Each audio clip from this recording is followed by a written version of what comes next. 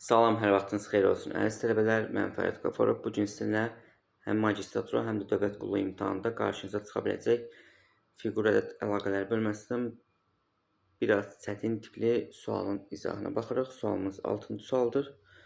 Bu sualımızın həll qaydası necədir? Gəlin baxaq. Baxın, 3, 10 və 12-dən alınıb 10.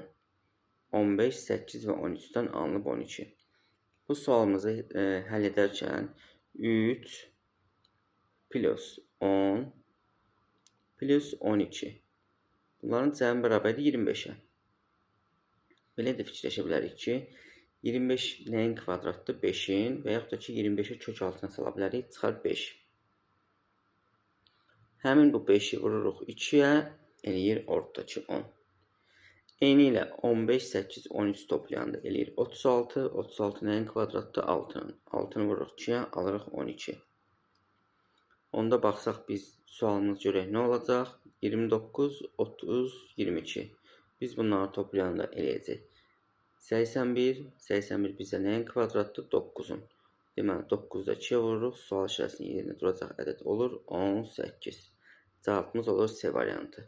İndi isə 7-ci sualda eyni ilə qəbul imtahanı düşmüş bir sualdır. Bu sualı həll edirsiniz.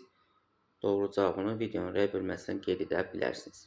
Sağ olun, növbəti videolarda görüşənədək.